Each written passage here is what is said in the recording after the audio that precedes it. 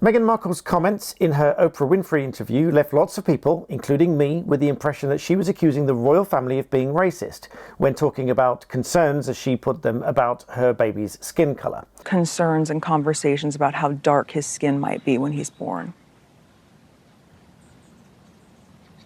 What? Over on Black Belt Barrister, I've given you a bit of an analysis of what I think of the wording that she chose and the direct contradiction made by Harry in an interview with Tom Bradby. In the Oprah interview, you accuse members of your family of racism. You don't even... Well, the British press said that. Did Meghan ever mention that they're racist? Concerns and conversations about how dark his skin might be when he's born.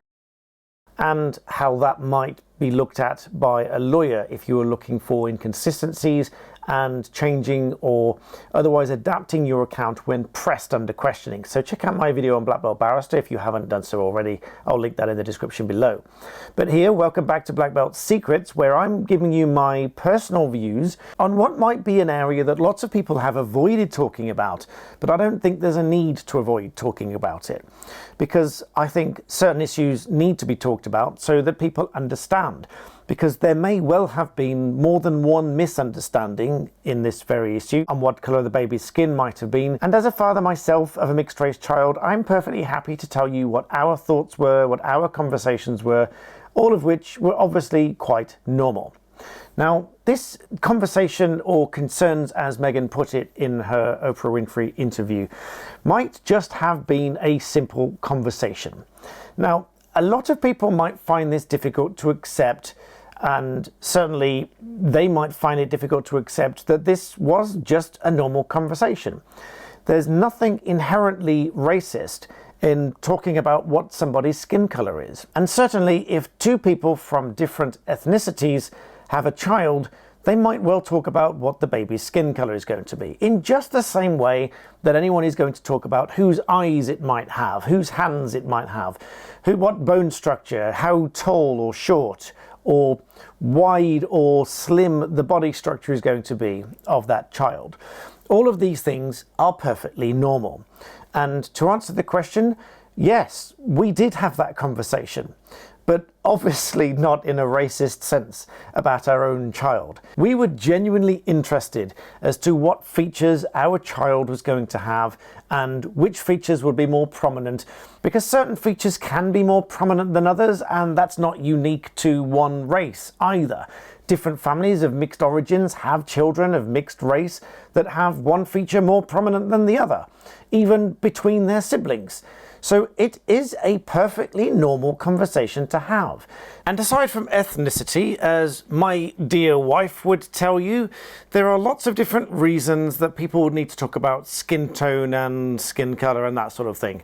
For example, if you are putting on makeup and you have a tan at a certain point in the year, your skin is going to be darker, therefore you're going to need a different tone. I'm not a makeup expert by any means, by the way. I am told by my dear wife. Easy Chinese Cooking, by the way, is her channel. You can find that linked in the description below. Please go and check that out for some awesome food. And so if you've got a tan at various times in the year, you'll need a different base for your makeup and different tones and that sort of thing. And equally, if you are from a different ethnic background, then again, you're going to need different tones, and again at different times of the year.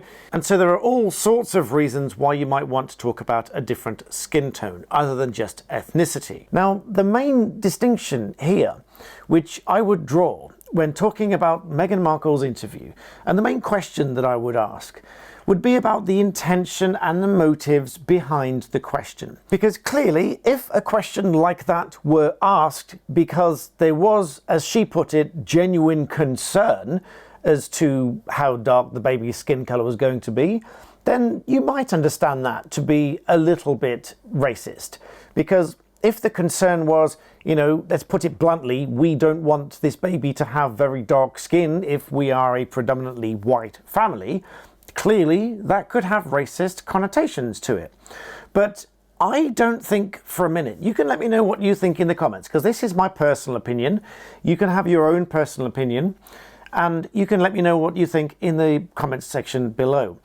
I personally think that there was no racist intent behind any such question or any such conversation, if indeed those questions took place, if indeed those conversations took place. I probably would guess that those conversations did take place, because I think in most families of mixed origins that have a child of mixed race, they are going to have these conversations, just like anyone would have the conversation, will he have blue eyes or will she have your brown eyes, which ordinarily is a dominant gene, I think, as I understand it. You know, whose eyes will they have? Will they have your colour hair? Will they be tall or short? All of these things are perfectly normal, and all of these things I think virtually every couple have conversations about, including the potential colour of their skin. So I really don't think that this should have been an issue. Even if those conversations did happen, maybe I can go as far as to say it may have come across as though there were concerns, but I really can't believe and don't believe that they would have been put across as genuine concerns, as you and I were probably left to believe from the Oprah Winfrey interview. So that leaves the question as to why this blew up in the Oprah Winfrey interview in the first place. Was it just one of those things in combination with lots of other things? Was it something that was already embedded as an insecurity and therefore she interpreted it or inferred it in a negative way when it wasn't intended? Or it is obviously possible that it was intended in such a way. I just don't think that it was. Again, let me know what you think in the comments, whether you think that's a real possibility. But the question there, not only why did she think that in the first place, if that genuinely is what she thought in the first place. I won't go as far as to say I think that she is just playing the victim. Maybe she is, maybe she isn't. Again, let me know what you think in the comments. That is possible. But why bring it up in the Oprah Winfrey interview instead of discuss it with the family? If there was a genuine concern about these kind of things, I personally think that these should be discussed within the family and not worldwide, on a worldwide stage, which is the only way you can describe this Oprah Winfrey as this interview, because that was a worldwide stage. That was the ultimate show performance opportunity of a lifetime, to do this big explosive interview with Oprah Winfrey worldwide, with everybody watching, everybody listening to every word that you say. And therefore, one can only take that as a very, very serious statement. You remember Prince William denied that they are, quote, very much not a racist family, when he was asked about it shortly after the interview. And I think how terrible, as a sibling for William, to have to respond to that and answer that question to the press. I felt like he had to say something, which again goes against the general motto, which is, you know, never complain and never explain, as in never respond. Just never give your thoughts and never say anything, because that can only feed into the press and feed into the rumours and the discussion and perpetuate the discussion, which is obviously not what they want. But I thought how difficult it must have been to have had to respond and had to say something. But the only thing that he could say is that they are very much not a racist family. And I, for one, personally agree with that. I very much don't think that they are. And I would like to say, and I would like to think, that the vast majority of people are not. I genuinely think, I am one of these people that think it really is the minority that create stereotypes, and I think it's the minority that create negative impressions, negative interpretations, and then cause other people to draw negative inferences from situations and statements and comments and conversations and interviews and so on. I think it is the minority of people that cause those. I would certainly like to think that it is only a minority of people that cause those. And they might have genuine reasons to do so. And then they might have been a genuine victim of genuine racism, just as Meghan may well have been in her lifetime, subject to all kinds of abuse. That might be absolutely genuine. And therefore she may have imparted those feelings and resentment and almost anticipation or expectation of those sort of attitudes and imprinted those on any conversation that they had, even if the conversation was perfectly genuine and normal. But as a family, we all had these conversations as to what features he would have, and even including his skin tone. But in my view, those are perfectly normal conversations to have, perfectly open. If there is no negative intent there, which there clearly isn't from our perspective, and I don't think that there was from the royal family. I understand and I accept that some families may have a strong negative reaction, and those have my sympathy, because that's obviously terrible, it's obviously wrong, and it obviously needs to be addressed.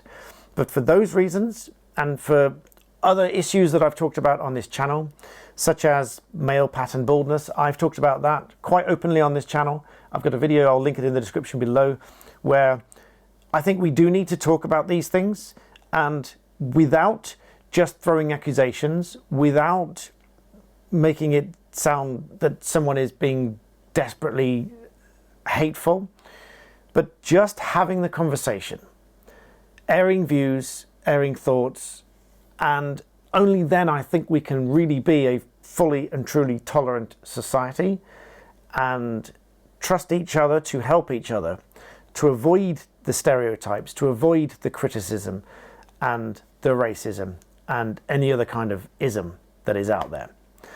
That might sound all a bit cliche, it might sound all a bit deliberate, but I sincerely mean it, because I think that is the only true way of having a fully inclusive society.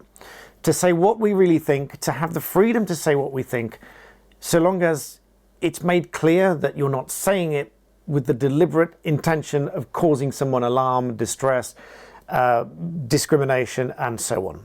Obviously, those all things are wrong. Obviously, those things we should avoid.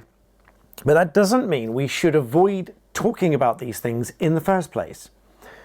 Because many people take that to the extreme to say you cannot now say these things, which I just don't agree with. I don't agree that having serious problems in society means that you cannot talk about certain things, which is what I seem to see go on. But I think this Oprah Winfrey interview, I think, took that to the extreme, talking about it as what seemed like an allegation to me on a worldwide stage, which I'll qualify it as if it is an unfounded statement, it is absolutely damaging and unwarranted. So I don't think it's a well-founded statement. I don't think there was any genuine concern that would amount to racism in what was said. That's just my personal view. You're welcome to disagree. So agree or disagree, let me know what you think in the comments below. But I think that was a particularly damaging statement. And as I say, I think she backtracked a little bit and qualified what she said. Check out my Black Belt Barrister video for a little bit more on that, and the direct contradiction with what Harry said in his interview with Tom Bradby afterwards. So I hope you found that interesting. Those are my genuine thoughts, my true thoughts. If you disagree with them, don't shoot me down. They're just my thoughts. I wouldn't shoot you down for having your thoughts or for disagreeing with me. And so with that, I thank you for watching. Please do hit the like button and subscribe. We're here on Black Belt Secrets, my second channel where I give you, and I quite enjoy giving you, my personal thoughts and views. Because I think, as I say, that is how we have a genuinely, I think tolerant is the wrong word, inclusive and true community is what I'm going to say. So with that, I thank you for watching. I'll see you next time.